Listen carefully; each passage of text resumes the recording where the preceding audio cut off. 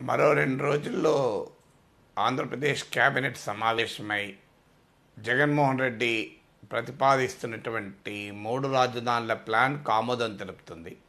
ఆ తర్వాత ఆటోమేటిక్గా ప్రక్రియ మొదలవుతుంది. దీంతో అమరావతిలో ఇప్పటికే పెద్ద ఎత్తున ఆందోళనలు జరుగుతున్నాయి. రాజకీయ పార్టీలు కూడా విడిపోతున్నట్లు కనబడుతుంది. ప్రతిపక్ష తెలుగుదేశానికి చెందిన విశాఖపట్నం నాయకులు ప్రజాప్రతినిధులు సమావేశమై మేము విశాఖను ఎగ్జిక్యూటివ్ క్యాపిటల్ చేయడాన్ని ఆహ్వానిస్తున్నామంటున్నారు. ఇలాంటి నేపథ్యంలో కొన్ని కీలకమైన ప్రశ్నలు మన ముందుకు వస్తున్నాయి. ఒకటి, 3 రాజధానులు పెట్టడం వల్ల జరగబోయేటువంటి ఇబ్బందులేంటి, లాజిస్టిక్స్ రీత్యా ఇబ్బందులేంటి, పాలనాపరమైన ఇబ్బందులేంటి, ఖర్చులు ఆర్థికపరమైన భారం కాదా, ఇప్పటికే ఆర్థిక పరంగా ఇబ్బందుల్లో ఉన్నటువంటి రాష్ట్రం పైన ఇది ఏ రకమైన భారాన్ని క్రియేట్ చేస్తుంది? ఈ ప్రశ్నలకు ఇప్పటివరకు ప్రభుత్వం నుంచి సంతృప్తికరమైన సమాధానం రాలేదు. దక్షిణాఫ్రికాలో ఉన్నటువంటి పరిస్థితులు ఆంధ్రప్రదేశ్ పరిస్థితుల మధ్య పోలిక ఉందా? ఇలాంటి పరిస్థితుల్లో ఎందుకని రాజధానులు 3 చోట్ల పెడుతున్నారు అనే దానికి సాటిస్ఫాక్టరీగా ఆన్సర్ లేదు.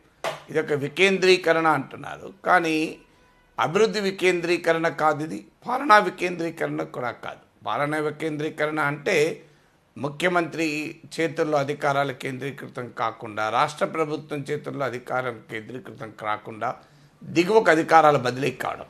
ఇది కేవలం రాజ్యాంగ వ్యవస్థల వికేంద్రీకరణ మాత్రమే. ఈ ప్రశ్నలకు ఇప్పటి వరకు సంతృప్తికరంగా సమాధానం రాలేదు. ఇక రెండవ క్వశ్చన్ ఏంటంటే, జగన్మోహన్ రెడ్డి అసెంబ్లీలో అమరావతి రాజధానిని ఆమోదించారు. ఆయన అసెంబ్లీలో ఈ రాజధానిపై చర్చ జరిగినప్పుడు ఎప్పుడు కూడా 3 రాజధానులు పెట్టాలి, దక్షిణాఫ్రికా మోడల్ బాగుంటుంది, అసలు అమరావతి ఒక్కచోటే రాజధాని ఎందుకు, కర్నూలులో హైకోర్టు పెట్టండి, విశాఖలో ఎగ్జిక్యూటివ్ క్యాపిటల్ పెట్టండి అని అసెంబ్లీలో అడగలేదు.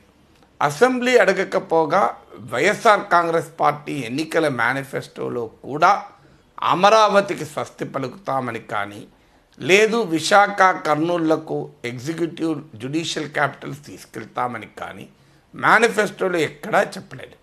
అంటే ప్రజలకు ఎన్నికల ముందు ప్రజల దగ్గరికి వెళ్తున్నప్పుడు తన ఏ ప్రతిపాదన పెట్టకుండా ఇవాళ ఎన్నికలు అయినాక మేనిఫెస్టోలో లేని ఒక రాడికల్లీ డిఫరెంట్ క్యాపిటల్ ప్లాన్ తీసుకురావడం రాజకీయంగా సమంజసమా? అలా చేసినప్పుడు అంతేకాదు, మీకు ఎన్నికల సమయంలో ఉమారెడ్డి వెంకటేశ్వర్లు సమాధానం చెప్తూ కూడా రాజధాని అమరావతినే ఉంటుంది అని కూడా వ్యాఖ్యానించారు.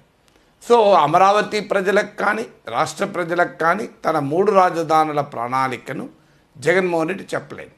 అధికారంలోకి వచ్చిన 6 నెలల్లోనే ఈ ఆలోచన చేశారంటే బహుశా అధికారానికి రాకముందు కూడా జగన్మోహన్ రెడ్డి దృష్టిలో ఈ ఆలోచన ఉండాలి, కానీ ఆ రోజు అది చెప్పితే రాజకీయంగా నష్టమని భావించి ఉండవచ్చు. ఇది రెండవ ప్రశ్నగా మన ముందుంటోంది. ఇక మూడవ ప్రశ్న ఏంటంటే, ఇలా రాజకీయ పార్టీ 5 ఏళ్ళకోసారి ఎన్నికలు జరుగుతాయి, అధికారం మారవచ్చు. పార్టీ అధికారం మారినప్పుడల్లా రాజధానిని మార్చుకుంటూ పోతుందా? ఇప్పుడు రేపు 2024లో టీడీపీ అధికారంలోకి వచ్చిందనుకోండి, అప్పుడు మళ్ళీ అమరావతిని రాజధాని చేస్తారా? విశాఖలోనే రాజధాని కొనసాగిస్తారా? విశాఖలో రాజధాని కొనసాగించక మారిస్తే విశాఖ ప్రాంతంలో ప్రజల మనోభావాల సంగతి ఏంటి?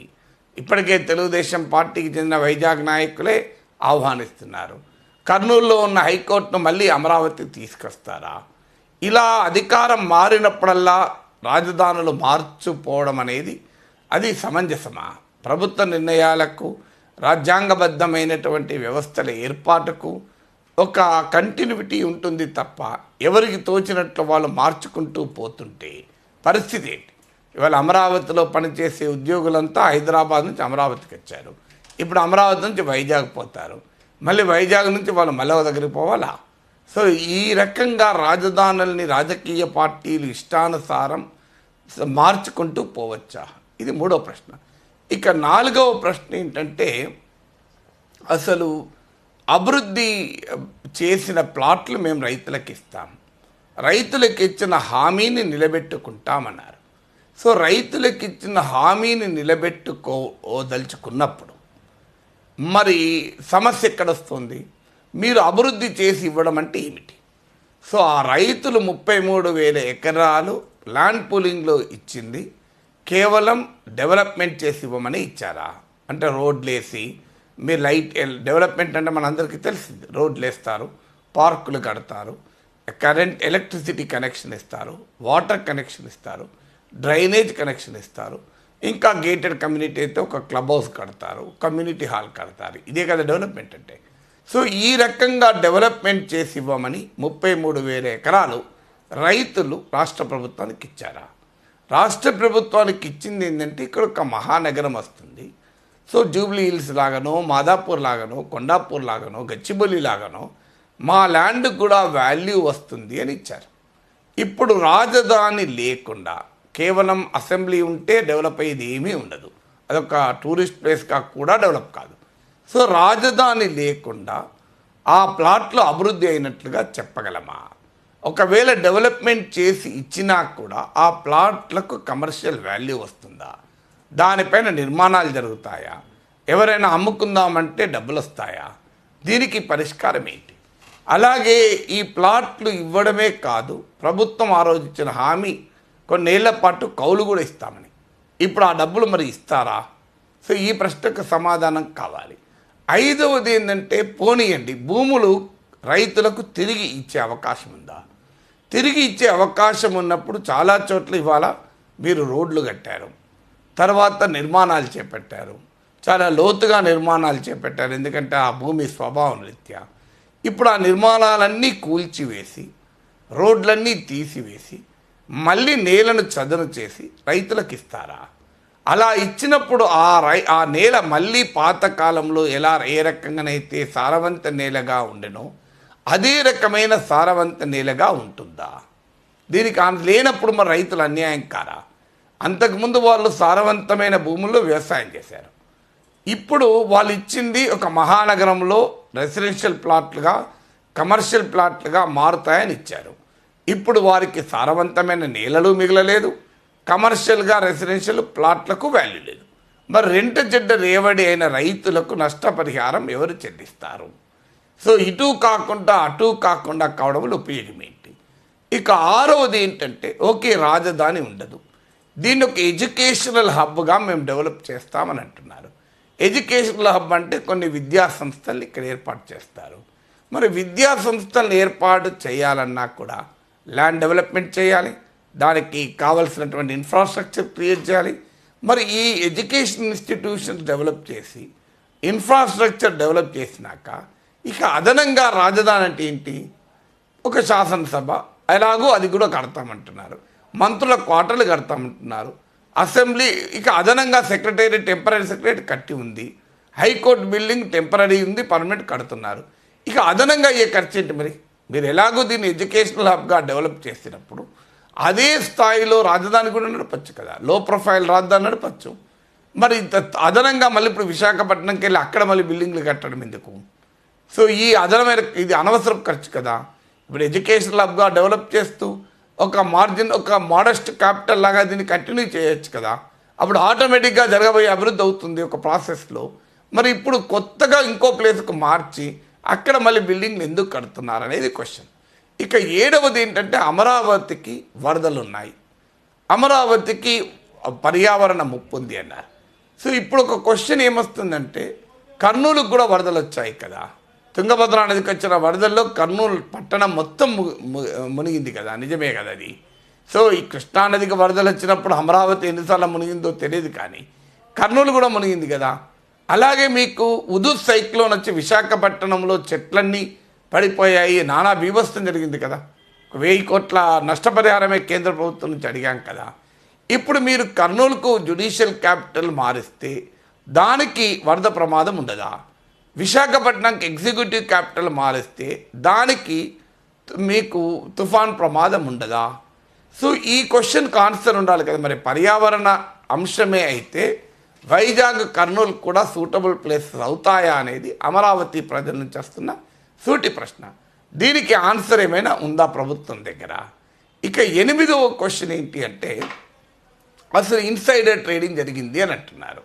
ఒకవేళ ఇన్సైడర్ ట్రేడింగ్ జరిగితే ఇప్పటి వరకు వారిపైన ఏ రకమైన చర్యలు ఎందుకు తీసుకోవడం లేదు? అంటే ఇన్సైడర్ ట్రేడింగ్ చేసిన వాళ్ళు చట్టబద్ధంగా ఇన్సైడర్ ట్రేడింగ్ చేశారా? అంటే రేపు చట్టానికి దొరకకుండా కూడా చేయొచ్చు. చాలా అవినీతి చట్టానికి దొరకకుండా జరుగుతుంది. లీగల్గా ఎస్టాబ్లిష్ చేయలేం. మన కళ్ళ ముందు కనబడుతుంటుంది అవినీతి, కానీ లీగల్గా ఎస్టాబ్లిష్ చేయలేం. ఒకవేళ ఇన్సైడర్ ట్రేడింగ్ కూడా అలా లీగల్గా ఎస్టాబ్లిష్ చేయలేని పరిస్థితిలో జరిగింది అనుకుందాం. మరి వైజాగ్లో కూడా ఈ రకమైన ఇన్సైడర్ ట్రేడింగ్ జరగలేదు అని ఏ రకంగా ప్రభుత్వం ఎస్టాబ్లిష్ చేయగలుగుతుంది? ఎందుకంటే అమరావతిలో రాజధాని పెట్టబోతున్నారన్న సంగతి పొలిటికల్గా ఒక వెస్టెడ్ గ్రూప్స్కు తెలిసినప్పుడు, వైజాగ్లో రాజధాని పెట్టబోతున్న సంగతి కూడా వెస్టెడ్ గ్రూప్స్కు తెలియలేదు అని ఎలా చెప్పగలము? దీని ఇన్సైడర్ ట్రేడింగ్ అక్కడ జరగలేదు అనేటువంటిది ఎలా ఎస్టాబ్లిష్ చేయాలి? అంటే ఆ పార్టీకి చెందిన వారైతే మా పార్టీ హ్యాంలో ఇలాంటి జరగదు అని జనరల్ స్టేట్మెంట్ ఇస్తారు. ప్రజలుగా మేము అడుగుతున్నది ఏంటంటే, ఇక్కడ అవకాశం ఉన్నప్పుడు ఇన్సైడర్ ట్రేడింగ్ ఖచ్చితంగా అవకాశం ఉంది అమరావతిలో, వైజాగ్లో కూడా ఇన్సైడర్ ట్రేడింగ్ అవకాశం ఉంటుంది కదా. మరి ఆ ఇన్సైడర్ ట్రేడింగ్ జరగలేదని మీరు ఎలా చెప్పగలుగుతారు? 9వది, మీరు ఒక జ్యుడిషియల్ క్యాపిటల్ కర్నూలుకు మారుస్తున్నారు. కేవలం ఒక హైకోర్టు భవనం కట్టడం వల్ల కర్నూలు ఏ రకంగా అభివృద్ధి అవుతుంది? ఒక హైకోర్టు బిల్డింగ్ కట్టడం వల్ల ఏం జరుగుతుంది? అమరావతి నుంచి కొంతమంది న్యాయవాదులు కర్నూలుకు షిఫ్ట్ కావాల్సి ఉంటుంది, జడ్జిలు కర్నూలుకు షిఫ్ట్ కావాల్సి వస్తుంది. క్లయింట్స్ అంటే టైంకి వచ్చి పోతారు, వాళ్ళు అక్కడే సెటిలింగ్ కారు. అంటే రాజధాని రావడం వల్ల వచ్చే అదనపు కమర్షియల్ వాల్యూ అడిషన్ ఏంటి? కొన్ని వందల మంది అడ్వకేట్ ఫ్యామిలీస్ మూవ్ అవుతాయి, ఓ డజన్ మంది జడ్జిల ఫ్యామిలీస్ మూవ్ అవుతాయి, టెంపరీగా క్లయింట్లు వచ్చి ఉంటారంటే ఒక 4-5 హోటళ్ళు నిండుతాయి. ఇంతకన్నా హైకోర్టు రావడం వల్ల అదనంగా కమర్షియల్ యాక్టివిటీ ఏమి పెరుగుతుంది? మరి అలాంటప్పుడు రేపు మాకు కర్నూలు ఎలా అభివృద్ధి అయింది, మీరు జ్యుడిషియల్ క్యాపిటల్ మార్చినా మాకు అభివృద్ధి కాలేదు అన్నప్పుడు కర్నూలు అభివృద్ధి కాదు, అమరావతి అభివృద్ధి ఆగిపోతుంది. మరి అదనంగా సాధించిన ఏమిటి క్వశ్చను అనే దానికి ఆన్సర్ ఏంటి? 10th ఫ్యాక్టర్ ఏంటంటే, ఇప్పటికో మాట చెప్తున్నారు, హైదరాబాదును మీదనే కేంద్రీకరించడం వల్ల మనం నష్టపోయాము. చంద్రబాబు నాయుడు వచ్చి అమరావతిలో కేంద్రీకరిస్తున్నారు వల్ల మళ్ళీ నష్టపోతున్నాం. కానీ ఇప్పుడు జగన్ వచ్చి విశాఖపట్నంలో కేంద్రీకరిస్తే కూడా మళ్ళీ నష్టమే కదా. కేంద్రీకరణ అనేది నగరంతో సంబంధం లేదు. సో ఎక్కడ కేంద్రీకరించే నష్టమే కదా. ఆ మాటకొస్తే అమరావతి కన్నా కూడా చాలా విషయాలు విశాఖపట్నంలో ఇప్పటికే కేంద్రీకరించబడున్నాయి. విశాఖలో అద్భుతమైనటువంటి ప్రభుత్వ రంగ సంస్థలు ఉన్నాయి. విశాఖలో చాలా డెవలప్డ్ సిటీ. ఇప్పుడు ఆ డెవలప్డ్ సిటీలోనే మీరు మళ్ళీ క్యాపిటల్ పెట్టి మరింతగా డెవలప్మెంట్ చేస్తున్నారు. ఇప్పుడు లాజికల్ కూడా రేషనల్ ఏంటి, అమరావతిలో అయితే అన్నీ కొత్తగా సమకూర్చుకోవాలి, వైజాగ్లో ఇప్పటికీ అన్నీ ఉన్నాయి కనుక తక్కువ ఖర్చుతో అయిపోతుంది అని జగన్మోహన్ రెడ్డి వాదన. ఒక మెట్రో వేస్తే సరిపోతుంది అని. అంటే అర్థం ఏంటి? మీరు రాజధానిని ఏ కారణం రీత్యా వైజాగ్కు షిఫ్ట్ చేస్తున్నారు? బాగా అభివృద్ధి అయింది వైజాగ్ అని షిఫ్ట్ చేస్తున్నారు. మరి అభివృద్ధి అయిన చోటనే రాజధాని పెట్టడం వల్ల మళ్ళీ అభివృద్ధి కేంద్రీకరణ జరగదా? అది వికేంద్రీకరణకు ఎలా దారితీస్తుంది? ఈ 10 ప్రశ్నలకు జగన్మోహన్ రెడ్డి ప్రభుత్వం నుంచి సూటిగా సమాధానం రావాల్సిన అవసరం ఉంది.